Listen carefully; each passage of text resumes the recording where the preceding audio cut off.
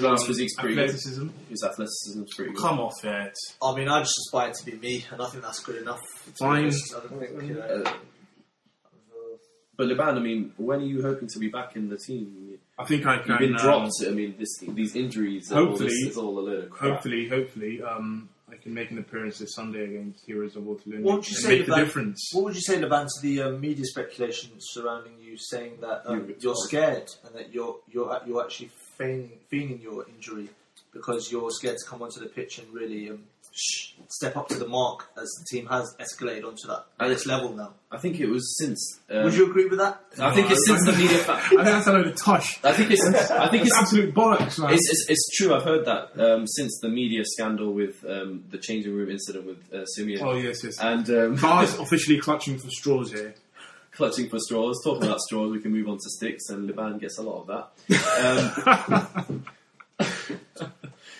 Moving on, let's move on, please. Come on. There was something interesting I was going to say, but I've actually forgotten it because we were talking about Liban's injury. I'm back, basically. That's all you need to know, baby. El Dragon is back this Sunday. Actually, you're going to say Ainsley Wood? Heroes of Waterloo, man. Stop talking about Ainsley Wood. Ainsley. Heroes of Waterloo. That's who I'm coming up against. You know, their defence is probably shitting their pants as we speak. You know? I hear the plopping right now. No, seriously though. I mean, I can do something special this weekend. Do you think you can maybe? Do you think you are going to get a start though? What's the likelihood? No, I'm not going to get a start. Obviously, I think I'll come on in the second half some way. You know, maybe in the 60th or last 5 minutes to wind down the clock. If we're losing, maybe. I mean, this also reminds me of another song I would like. I mean, if Liban is on the pitch, I want the rest, with your tunes. I want the rest of the team to just to look after him and remember this song when they're playing. Take good care of my baby. Please don't ever make her blue. Just tell her that you love her. Make sure you're thinking of her in everything you say and do. Oh, Liban. Hilarious, yes. Very funny. Not. So, now let's forget EAA for a bit. It's a big week in the Champions League, isn't it? Yeah. What do you think? Well, there's only one game that sticks out, and it's obviously Bayern Munich, Man United. Leon Bordeaux. Barcelona. Oh, I've read that all week. Barcelona versus Arsenal. I've been reading Barcelona and Barcelona all week. I mean, to be fair, Arsenal. Well, hold on a second. At the time of this podcast, 5:35 on a Tuesday evening. 2 hours before actually Man United game. Yeah. Cesc Fabregas looks like he's not going to play in that game. Mind games. I don't know. I mean, he didn't train with the team, so... No, but his dad said on Monday that his bruising is fine. It's just a little... He might not be 100% at his best, but he will play. He will be playing. You think it's a similar mind games to what Alex Ferguson did with Rio and Rooney? I don't think that's mind games. I think everyone knows that he's going to play Rio and Rooney. They've got 2 big games coming up, and he didn't see... Who did they play on Sunday? Bolton, and you'd rather amazing own goal by Joe Lloyd Samuel. Another own goal. Top goal scorer, isn't that? Yeah. No, I think Berbatov's just one ahead. But the thing is, I think what he did, Ferguson was clever. He knew that he's got Bayern Munich and then Chelsea straight after each other. That Rooney and Ferdinand didn't have to. Can we stop talking about Alex Ferguson, please? I get kind of ill when I hear that name. No, but it was Scottish. But it was it was fantastic decision there. And as for Wenger, he has to play Fabregas, I think, tomorrow. And if he doesn't play him, we've got to play. I mean, we're not so reliant on Fabregas. Yeah, he's an extremely good player. We've got Emmanuel Eboué. That's all I got to say. Emmanuel Eboué. That's not funny. That's not funny. No, don't do that.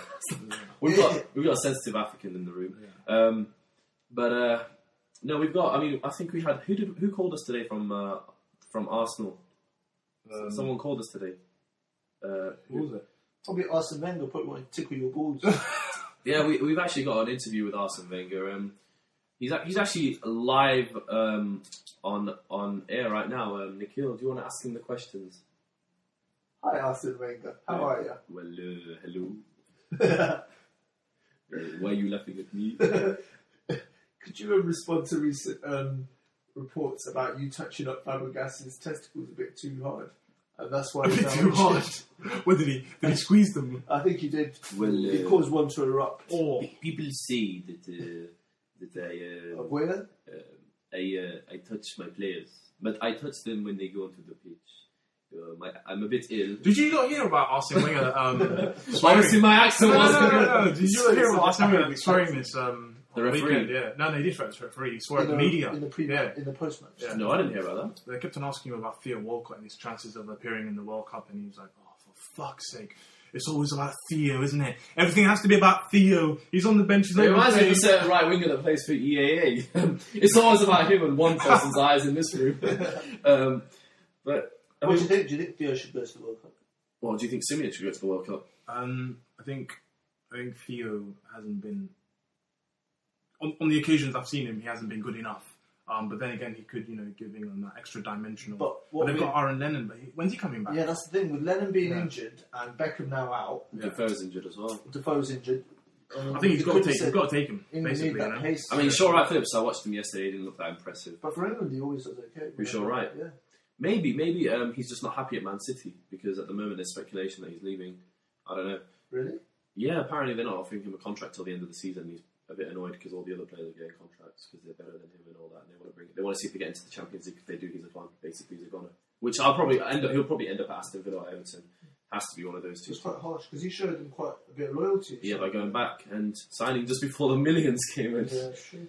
But they've still got Rubinho on their books as well. So maybe they can't. They want to get rid of a few of their players. But I don't know. I mean, Arsenal could beat Barcelona.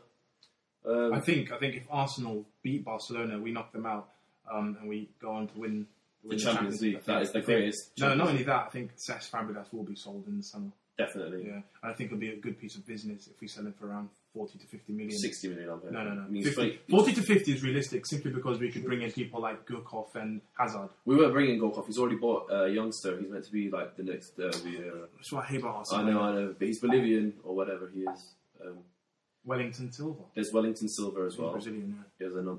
How old is he? This is quickly 19. turning into the Arsenal podcast, but carry on. But yeah, I mean, not that I mind. But let's remember, half our team in the EAA are actually Juve fans, and they've been going through some rough times. Yeah. Zabina's been getting criticism from his teammates. Yeah. I mean, he swore at his own fans, didn't he? Craven Cottage. Racism. He came off. And apparently as well, Felipe Melo finally scored in the weekend. He scored a fantastic header. Yeah, it was a good header, and then he went over to the crowd and bowed and said, thank you graciously. But I think he'll be an Arsenal player come next season, or definitely he won't be wearing the colours of the old lady. I doubt it very much. But I mean, in the world of football, there's not really much apart from that. EAA are looking. Remember last season, we barely could get 5 players together, let alone horrible 11. This season, we're getting 15 players. What was it? Defeat after defeat. Did we actually win a game last season? Yeah, we won against one game? Ainsley Wood. It was one game, right? You scored. Yeah, I scored 5 goals and 2 appearances. I think that was. Against one team. That speaks volumes. Did we not win against anyone else last season? No. Thanks to me. I mean, no, you guys we didn't have me. No, we did not. We drew. There was 2 teams that we drew with KTM. Remember? There was we lost to KTM once, and we drew with them. There was a forfeit. There was 3 forfeits against us. We drew against Heroes Waterloo last season. We weren't the bottom team. We were the team above bottom, right? Did we not beat London Avid last season? Oh, London Avid were below us. They're Reprieve now. Oh, okay. No, we drew with them 1-1. Remember, we were 1-0 down. So yeah, compared to last season, we've had a much better. I mean, last season our tally was out of 22 games. We got 14 points. I think it's important to remember, you're not going to go from being second from bottom one season to suddenly being champions. And I think we've progressed quite well. Mid-table next season, I hope for bigger things and better things. But the most important thing, I suppose, is we gel as a team. And I think we've got individual players, And we've also improved every position in the team as well. I mean, last season we had problems in goal. This season, Vern's come in a few times and played. Now we've got Bessie. He's a stabilised goalkeeper. Stabilised. He's anchored to the centre. We've stabilised that position. We've got good fullbacks: Florian, Jay, Safaf, Mash. I think you've got wonderful strikers in me and Nikhil. We've got decent strikers. Although I could say our striking could have been better this season. Yeah, absolutely. I mean, we've got. That's just. So overall, I mean, it's a good start to the season, and hopefully next week we'll be talking about Heroes of Waterloo and a victory. So maybe till next week, we'll be seeing you guys soon. So bye from me.